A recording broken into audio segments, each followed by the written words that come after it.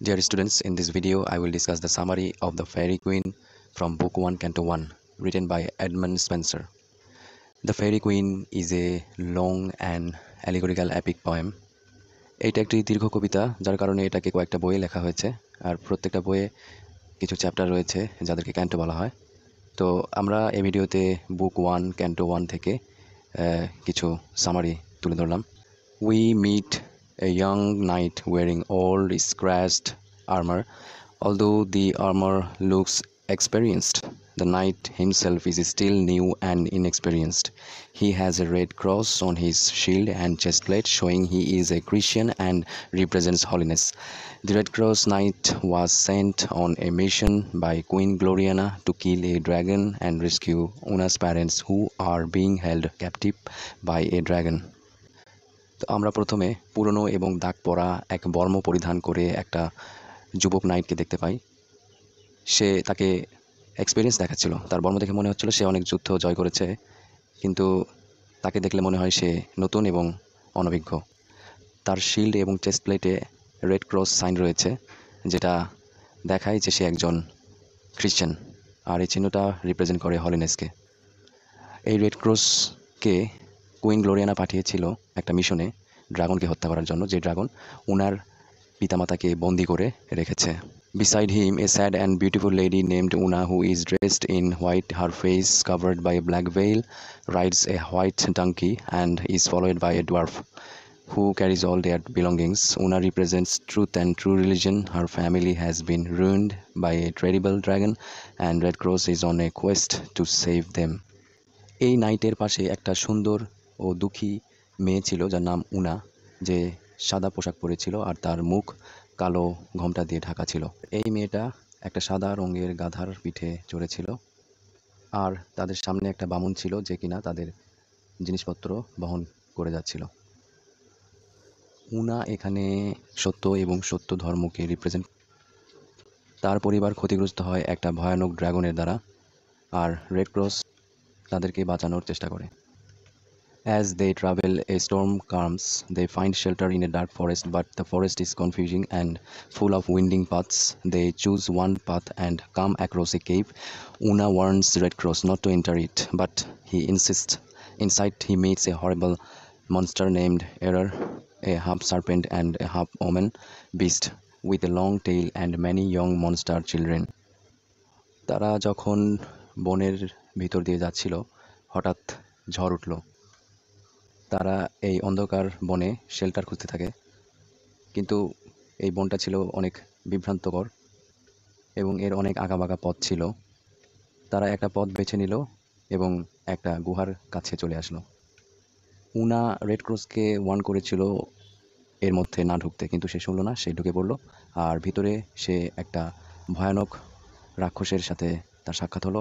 নাম ছিল এরর, যে কিনা half serpent half woman beast. সে এমন একটা জন্তু যার অর্ধেক সর্প এবং অর্ধেক নারী, আর এর লম্বা লেজ রয়েছে এবং এর সাথে আরও অনেক রাক্ষসের সন্তান রয়েছে। Red cross fights error. At first she overpowers him and wraps her tail around him. Una encourages him and Red Cross grabs Error's throat. She vomits poison filled with disgusting creatures like frogs, peppers and toads.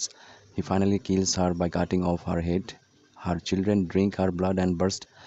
Red Cross is disgusted but proud of his victory. Una praises him. Okay. Red cross এররের সাথে fight করে। প্রথমে error তার উপর অনেক শক্তি প্রয়োগ করে এবং তাকে জড়িয়ে ধরে তার লেজ দিয়ে। উনা তখন তাকে উৎসাহ দেয় এবং রেড ক্রস এররের গলা চেপে ধরে।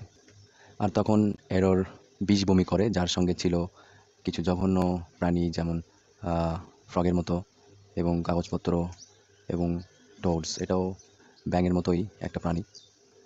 তারপর অবশেষে রেড ক্রস তাকে তার গলা কেটে হত্যা করলো। এই রাক্ষসীর যে সন্তানগুলো ছিল তারা তার রক্ত পান করে তারাও ফেটে গেল, অর্থাৎ তারাও মরে গেল। রেড ক্রস যদিও এতে বিরক্ত হয়েছিল, কিন্তু সে প্রাইড ফিল করলো, সে গর্বিত তার জয় নিয়ে, আর উনা তার প্রশংসা করলো। Okay, they leave the forest and continue their journey. Later They meet an old man with bare feet, a long beard, and a book. He looks like a holy hermit. His name is Archimago, but he is secretly an evil magician. তারা জায়গাটি ছাড়লো এবং তাদের যাত্রা আবারও শুরু করলো। পরে তাদের সাক্ষাৎ হয় একটা বয়স্ক লোকের সাথে, যে খালি পায়ে ছিল এবং যার দাড়ি অনেক লম্বা এবং সাথে বই ছিল একটি। তাকে ঠিক সন্ন্যাসীর মতো দেখাচ্ছিল।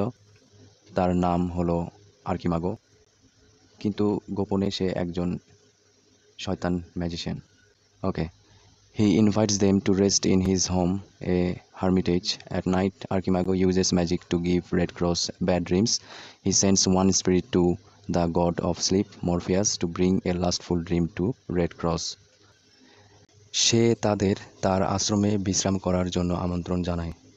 রাতে আর্কিমাগো রেড ক্রসকে খারাপ স্বপ্ন দেখানোর জন্য জাদু ব্যবহার করে।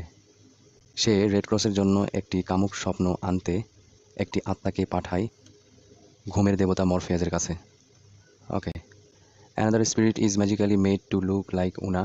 This spirit pretends to love Red Cross and tries to seduce him. Red Cross is confused and believes Una is not as pure as she seemed. He becomes doubtful and troubled. The fake Una keeps begging and pretending to love him. Red Cross, although unsure, believes her and feels guilty and confused. আরেকজন আত্মা অর্থাৎ প্রেত বা ভূত উনার রূপ ধারণ করে। এই ভূতটি রেড ক্রসকে ভালোবাসার ভান করে এবং তাকে প্রলুব্ধ করার চেষ্টা করে। রেড ক্রস বিভ্রান্ত হয় এবং বিশ্বাস করে যে উনা যতটা পবিত্র বলে মনে হয় ততটা নয়। সে সন্দেহপ্রবণ এবং অস্থির হয়ে ওঠে। এই ছদ্মবেশী উনা তার কাছে ভালোবাসা ভিক্ষা চাইতে থাকে এবং তাকে ভালোবাসার ভান করে।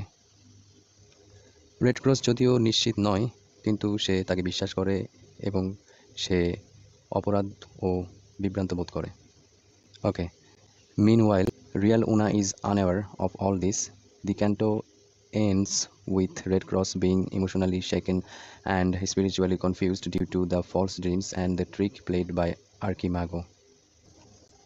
এদিকে আসল উনা এসব সম্পর্কে কিছুই জানে না। আর্কিমাগোর ছলচাতুরি এবং মিথ্যা স্বপ্নের কারণে রেড ক্রসের আবেগী আঘাত পাওয়া এবং আধ্যাত্মিক বিভ্রান্ত হওয়ার মাধ্যমে এই ক্যান্টো অর্থাৎ চ্যাপ্টারটি শেষ হয়। ভিডিওটা এখানে শেষ করলাম। আল্লাহ হাফেজ।